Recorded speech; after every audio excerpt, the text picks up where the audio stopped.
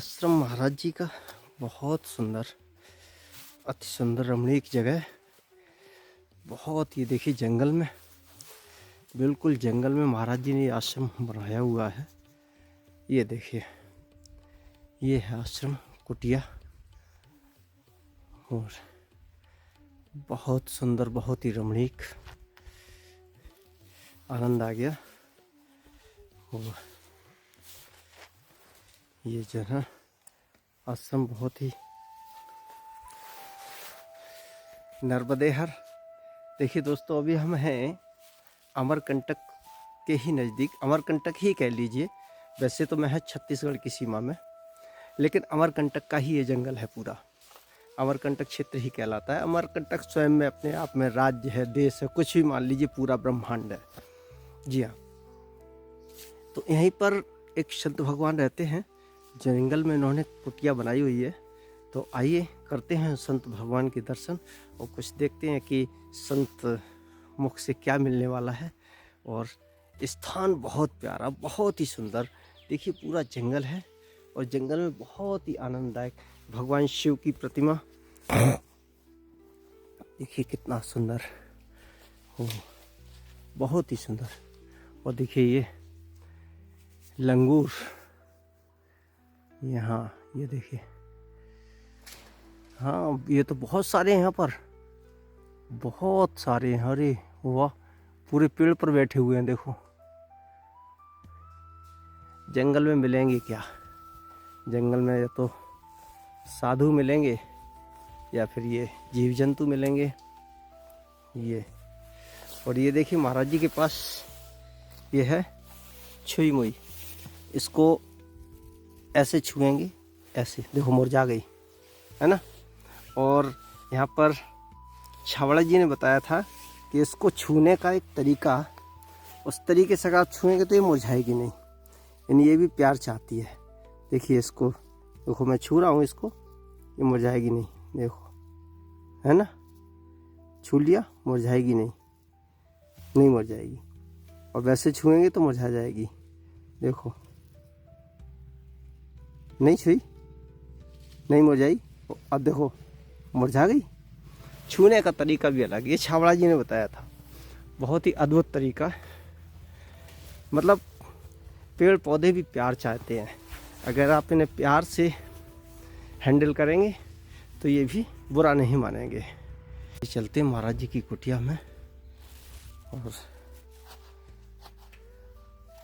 ये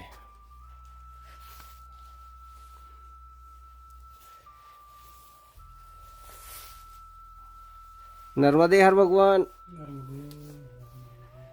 कुटिया तो बहुत प्यारी बनी है महाराज जी।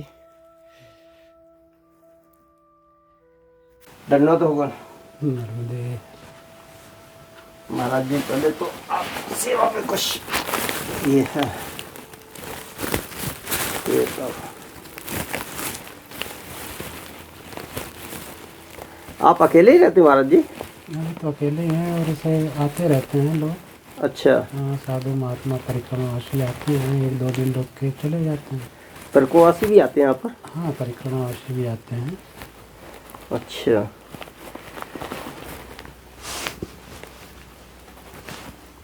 महाराज जी आपने परिक्रमा की है?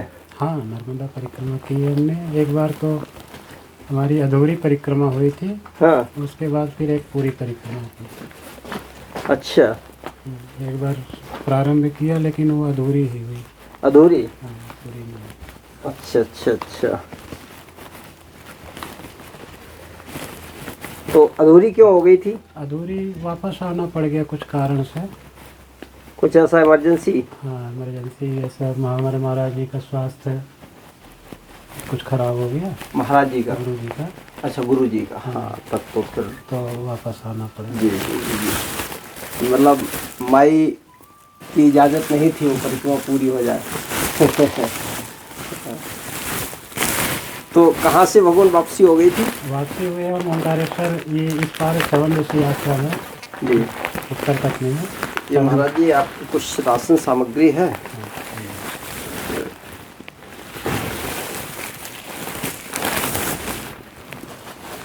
इसको आप स्वीकार कीजिए।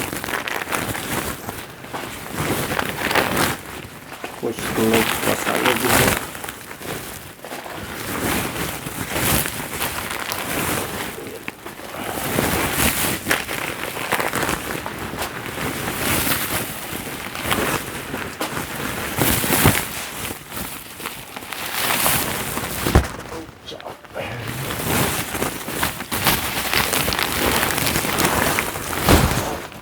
Yeah.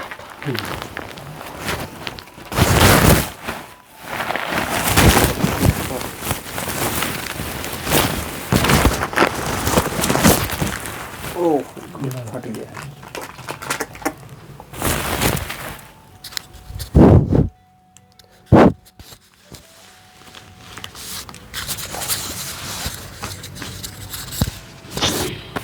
तो महाराज जी अपना शुभ नाम?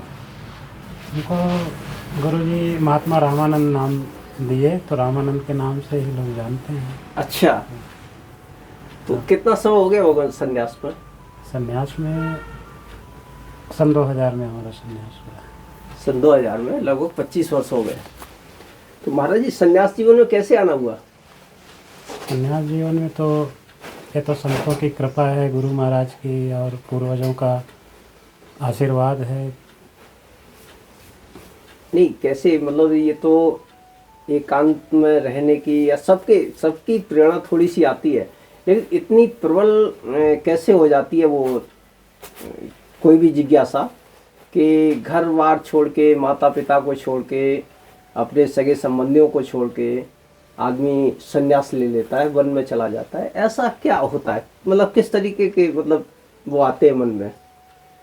नहीं, देखिए, संन्यास लेना अक्सर लोग सोचते हैं कि जीवन में कोई समस्या आ जाए, ऐसा धारणा बनी है लोगों की जी। ज़्यादातर सामान्यतः लोग ऐसा सोचते हैं कि जीवन में कोई समस्या हो जाए, कोई परेशानी हो जाए तो लोग घर छोड़कर सन्यासी हो जाते हैं, जबकि ऐसी बात नहीं है। देखिए, सन्यास की अवधारणा हमारे शास्त्रों में बहुत प्राचीन है, और शास्त्रों में नहीं, सिद्धांत के रूप में हमारे जीवन में सन्यास 4 आश्रम बताए गए, आप तो सुने होंगे, ब्रह्मचर्य आश्रम, गृहस्थ आश्रम, वानप्रस्थ आश्रम और सन्यास आश्रम। तो हमारे सनातन धर्म की जो परंपरा है, हिंदू सनातन धर्म की परंपरा है, उसमें जन्म से लेके 25 वर्ष की उम्र तक ब्रह्मचर्य आश्रम, फिर 25 वर्ष से लेके 50 वर्ष की उम्र तक गृहस्थ आश्रम, फिर 50 वर्ष से 75 की उम्र तक वानप्रस्थ, फिर 75 के बाद सन्यास की अवधारणा थी। ऐसे 100 वर्ष की आयु में 25-25 करके अवधारणा थी। तो सन्यास की अवधारणा तो पहले से ही है, आज की नहीं है। अब आप जैसा पूछ रहे हैं कि हमने क्यों सन्यास ले लिया, तो हमने ही नहीं, देखिए, हमने कहा कि जिसके ऊपर परमात्मा की कृपा होती है और जिसके पूर्व की साधना है या उनके पूर्वजों की अपनी तपस्या है, तो ऐसे जीवन में ऐसे पुण्य प्रताप उदित होते हैं कि वो व्यक्ति सन्यास के मार्ग में चल देता है। अब हमने एक जगह सुना, गीता में एक श्लोक आता है, 6वें अध्याय का पहला श्लोक है, अनाश्रितः कर्म फलम कार्यम कर्म करोति यः स सन्यासी च योगी च ना निरग्नि च क्रिया। इसका तात्पर्य ये हुआ कि जो व्यक्ति कर्म फल का आश्रय लिए बगैर, 2 प्रकार के कर्म बताए गए संसार में, एक कर्तव्य कर्म और एक लौकिक बंधन वाला कर्म। तो जो व्यक्ति कर्तव्य कर्म को जानकर कि हमें क्या करना है और क्या नहीं करना है, ऐसा जिसे बोध हो जाए और वह कर्तव्य कर्म है, उस कर्तव्य कर्म को जानकर जो व्यक्ति उस पर करते हुए और उसके फल की आशा नहीं रखता है, वह व्यक्ति सन्यासी है। तो यदि आप, हम ही नहीं, यदि आप भी आपको अपने कर्तव्य का बोध है और उसकी फल की आशा किए बगैर यदि आप अपने कर्तव्य मार्ग पर चल रहे हैं, तो आप भी सन्यासी हैं, ऐसा शास्त्र में बताया गया। अच्छा जी। नहीं, ये तो हम तो चलो गृहस्थ में रह रहे हैं, गृहस्थ तो अपने, लेकिन हमारा प्रश्न ये था कि संबंधियों को छोड़ देता एकदम से, उनकी तरफ से मुख मोड़ लेना, ये क्या मतलब इस तरीके से होता? मुख नहीं मोड़ते हैं हमें। देखिए, एक सन्यासी को जब, सन्यासी तो बाद में बने, लेकिन जब जिस व्यक्ति को इस बात का अभ्यास हो जाता है, सब भोलेनाथ कहते हैं माता पार्वती से कि उमा कहूँ मैं अनुभव अपना, सत्य हरि भजन जगत सब सपना। ये जगत जैसे हम रात्रि में सपना देखते हैं जी उसी तरह ये पूरा जगत स्वप्न है, मिथ्या है। ब्रह्म ही एकमात्र सत्य है, पूरा जगत मिथ्या है। तो इस मिथ्या जगत का जिसको आभास हो जाए कि ये मिथ्या है, तो उसे छोड़ने में फिर ज़्यादा समस्या नहीं होती। और छोड़े नहीं है, बल्कि हमने किसी चीज़ को पकड़ लिया है।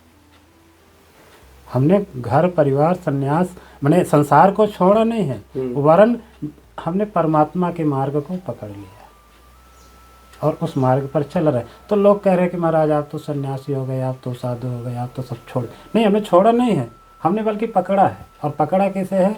जिसे अन्य लोगों ने नहीं पकड़ा है, जो उधर ना जाके संसार की तरफ ही जाते हैं। तो हमने संसार को छोड़ा नहीं, हमने परमात्मा को पकड़ लिया है।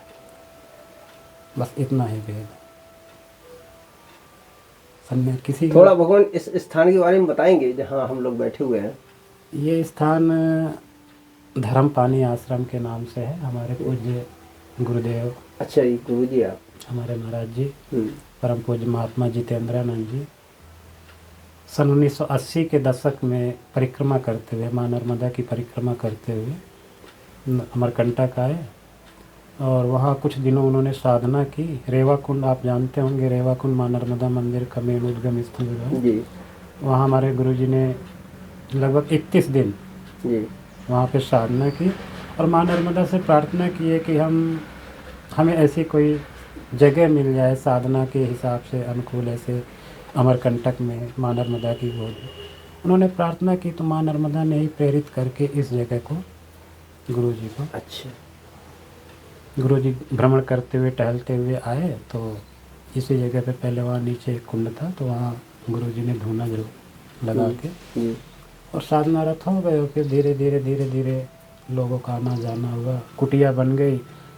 तो धर्मपानी आश्रम इस जगह को गुरुजी ने ही नाम दिया। और ये कुटिया पहले यहाँ 100 मीटर दूर यहाँ से अच्छा बगल में ही थी। वहाँ पर फॉरेस्ट वालों ने अपना गेस्ट हाउस बना लिया जी। थोड़ा आंदोलन भी हुआ छत्तीसगढ़ फॉरेस्ट से जी। और तोड़ फोड़ हुई कुटिया की। नीचे माँ काली की मंदिर भी है छोटी सी जी। सन 2005 में वन विभाग ने आश्रम तोड़ दिया और हम लोगों को इधर कर दिया और वहाँ गेस्ट हाउस, रेस्टोरेंट, रिसोर्ट, ये सारी चीज़ें बना दी गई है। तो सन 2005 से अभी हम लोग इधर रह रहे हैं। 2005 के पहले उधर थे, उस जगह। अच्छा। तो ये पूरी जगह धर्मपानी आश्रम के नाम से जानी। ये गुरुजी ने ही नाम दिया धर्मपानी? धर्मपानी नाम क्यों दिया? धर्मपानी आप तो समझ रहे हैं, धर्म पानी। कई लोग आके पूछते महाराज जी धर्म पानी का मतलब क्या है, क्या है धर्म पानी? तो हम कहते हैं देखो, सामान्यतः तो इसे प्रतीक के रूप में जब हम किसी मंदिर में जाते हैं तो मंदिर में हमको किसके दर्शन होते हैं? यदि हम पूछें कि किसके दर्शन होते हैं, लोग कहते हैं भगवान के दर्शन। आप अन्यथा ना लीजिएगा हमारी बातों को, यहाँ सिर्फ समझने की बात है छोटी सी, कि जब हम मंदिर में जाते हैं तो हमें सर्वप्रथम भगवान के दर्शन होते हैं, ऐसा ही हम कहते हैं, ऐसी ही हमारी मान्यता है। जबकि ऐसा नहीं है। हमें भगवान के दर्शन नहीं हुए, भगवान की प्रतिमा की, भगवान की मूर्ति के दर्शन हुए। वो मूर्ति भगवान का प्रतीक है, भगवान नहीं है। भगवान का स्वरूप, भगवान का प्रतीक है, उसके दर्शन हुए। और हम अपनी श्रद्धा, अपनी भावना आरोपित करते हैं कि हमें भगवान के दर्शन हुए। इसी तरह इस जगह को हमारे महाराज जी ने धर्म पानी का नाम दिया।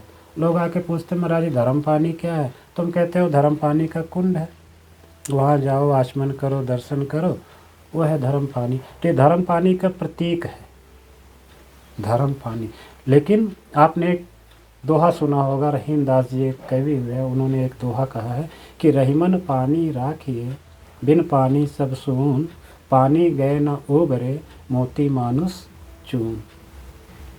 इसमें तीन चीज़ें बताई उन्होंने, रहीम दास जी ने, मोती, मानुस, चून। और तीनों में पानी की रक्षा करने के लिए, मोती का पानी, मोती, मानुस, मानुस माने मनुष्य, हमारा पानी, और मोती, मानुस, चून, चूने का पानी। तो मोती का पानी माने उसकी चमक। मोती में यदि चमक ना हो तो मोती किसी काम का नहीं। चूने को, चूना भी आप समझते जानते हैं, चूने में यदि एक बार उसका पानी मर जाए तो चूना दोबारा चूना नहीं होता। उसी तरह मानुस माने हमारे लिए कहा गया कि हमारे अंदर एक आत्म ज्योति, आत्म प्रकाश, परम प्रकाश वो हमारे भीतर ही है। और उसको किसी अंग्रेज राइटर की उसमें हमने सुना था, उसने कहा था कि wealth is gone, nothing is gone, health is gone, something is gone, but character is gone, everything is gone. तो कैरेक्टर, चरित्र, हमारा चरित्र, मनुष्य का चरित्र, वो हमें संभाल कर रखना चाहिए। ठीक इसी तरह इस पूरी सृष्टि में, इस पूरी सृष्टि का जो मूल है वो है धर्म। और उस धर्म का बोध कराने के लिए हमारे गुरु जी ने धर्म पानी नाम का प्रतीक दिया कि किसी व्यक्ति को जब तक धर्म का बोध नहीं होगा तब तक उसका कल्याण नहीं हो सकता है। अब यहाँ लोग आते हैं, पूछते हैं महाराज जी हमारा धर्म क्या है, आप हमें बताइए कि हमारा धर्म क्या है।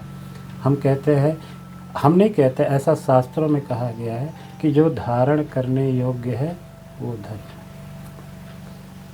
अब जो धारण करने योग्य है वो धर्म है, तो धारण करने योग्य है क्या, हमने किस चीज़ को धारण कर रखा है।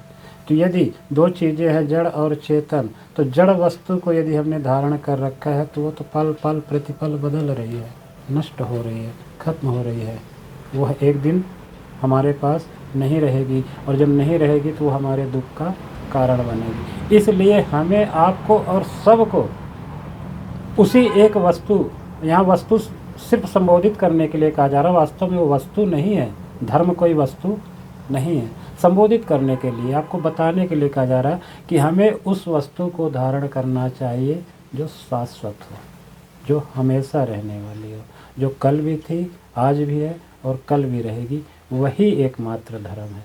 तो उस धर्म का बोध कराने के लिए हमारे संतों ने, गुरुजनों ने साधना की, तपस्या की, और उसको प्रतीक रूप में बताने के लिए ये धर्म पानी नाम दिया हमारे महाराज जी ने इस जगह को। तो धर्म पानी आश्रम इसे कहते हैं। अच्छा जी, इसलिए भगवान ने नाम धर्म पानी दिया। आपका गुरुजी से मिलन कैसे हुआ? बस ये तो संयोग के लिए हमारे अंदर ऐसी भावना जगी। जी। अब ये तो नहीं कह सकते हम कि हम उस पे पूर्णतः सफल हैं, ऐसा तो नहीं कह सकते, किंतु हाँ हमारे अंदर एक आध्यात्मिक तीव्र वैराग्य की भावना जगी, इच्छा जगी। और हमने ऐसा सुन रखा था कि गुरु बिन भव निधि तरई न कोई, जो बिरंची शंकर सम होए।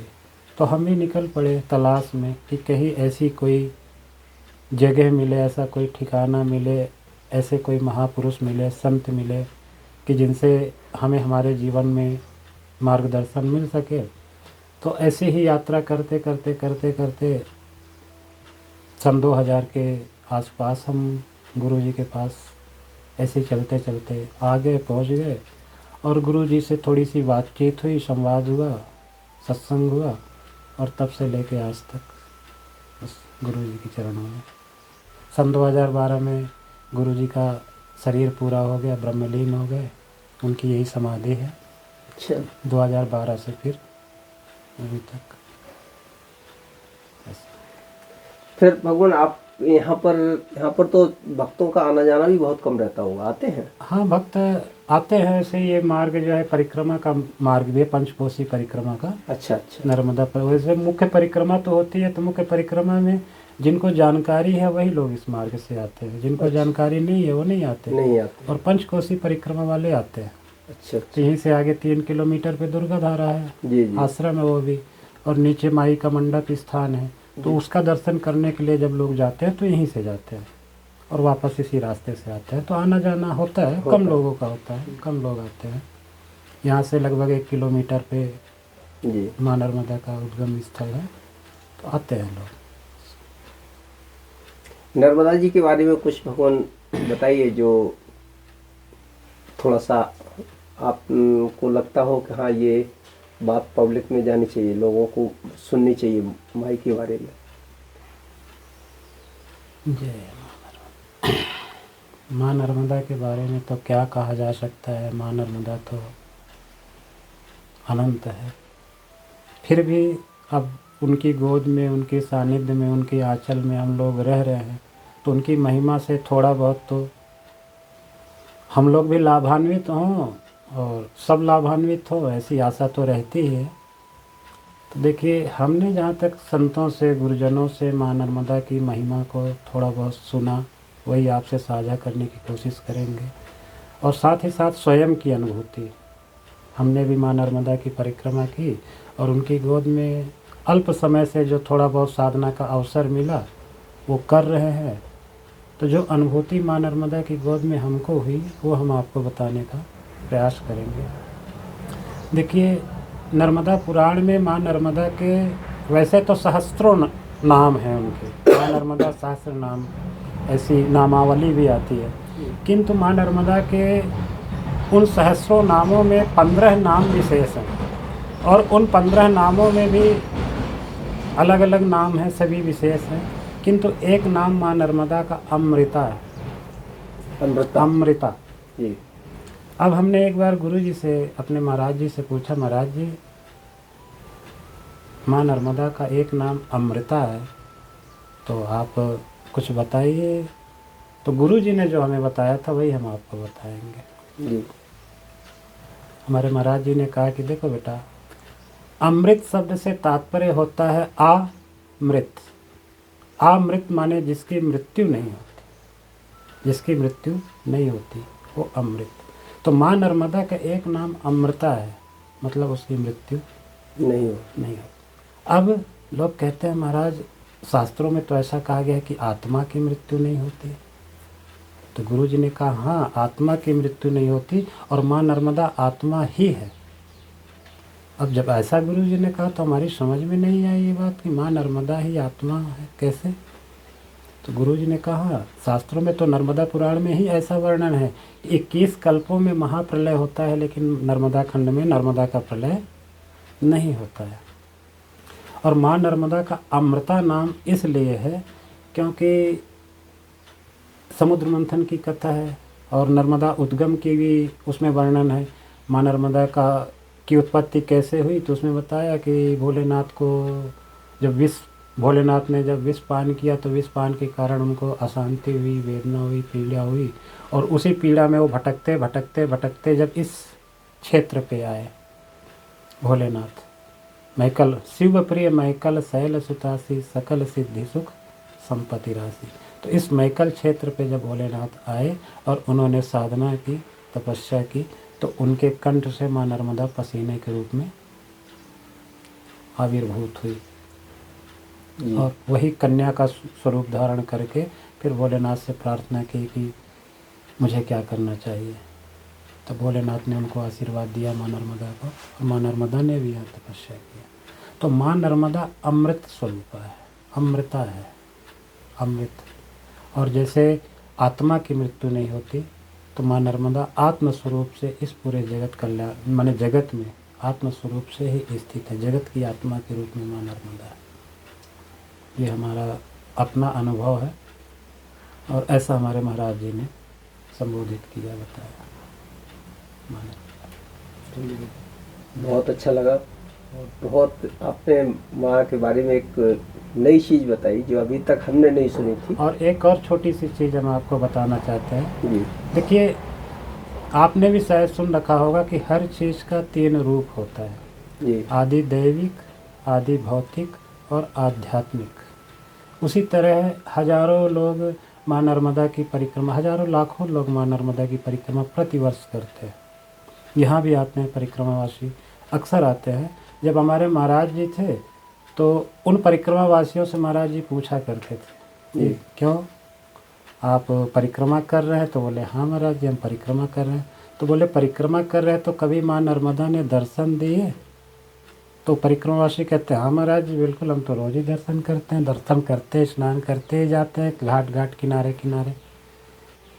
तो गुरु जी ने कहा कि देखो आप लोग स्वयं आरती करते हैं और उसमें क्या कहते हैं, मैया अमर कंठ वाली चार भुजा वाली, ऐसा आरती गाते हैं। गुरुजी ने जब उन परिक्रमावासियों से पूछा कि आप लोग स्वयं ऐसी आरती गाते हैं, मैया अमरकंठ वाली, चार भुजा वाली, तो क्या उस चार भुजा वाली ने आपको दर्शन दिया? तो कहते नहीं महाराज, चार भुजा वाली का तो दर्शन नहीं हुआ। तो अभी तो आप जल रूप में माँ नर्मदा के किनारे किनारे, तो ये माँ नर्मदा का जल स्वरूप है। तीन रूप हैं, आदि दैविक, आदि भौतिक और आध्यात्मिक। अब हम कैसे समझेंगे कि माँ नर्मदा का आदि दैविक रूप कौन है, माँ नर्मदा का आदि भौतिक रूप कौन है और माँ नर्मदा का आध्यात्मिक रूप कौन है? तो जहाँ जहाँ मंदिरों में माँ नर्मदा की चार भुजा वाली जो प्रतिमा है, प्रतिमा स्वरूप में, मूर्ति स्वरूप में जो माँ नर्मदा विराजमान है, वो माँ नर्मदा का कौन स्वरूप है? आदि भौतिक, आदि भौतिक स्वरूप। फिर माँ नर्मदा जो यहाँ से उद्गम से जो उत्पन्न हुई है, माँ नर्मदा का जो उद्गम हुआ अमरकंटक रेवा कुंड से लेके जो रेवा सागर संगम में माँ नर्मदा समा गई है, जो ये माँ नर्मदा का स्वरूप है। कौन सा स्वरूप है माँ नर्मदा का? आदि दैविक। मूर्ति के स्वरूप में जो माँ नर्मदा मंदिरों में स्थापित है, माँ नर्मदा का आदि भौतिक रूप हुआ। फिर जो माँ नर्मदा प्रवाहित रूप में हो, माँ नर्मदा का आदि दैविक रूप हुआ। और सबके घट घट में माँ नर्मदा जो आत्म रूप में विराजमान है, वो माँ नर्मदा का आध्यात्मिक रूप हुआ। बोला नर्मदा मैया की जय। आनंद आ गया भगवान। माँ के बारे में तो जितना सुनते हैं उतना बहुत अल्प लगता है, बहुत कम लगता है, ये लगता है सुनते ही रहे। लेकिन समय का भी कुछ आपको भी दिनचर्या करनी होगी। मैंने सुबह सुबह आपको परेशान किया। कोई बात नहीं। जय हो, बहुत सुंदर, धन्यवाद। जय हो, नर्मदे हर। जय सदगुरुदेव भगवान की जय।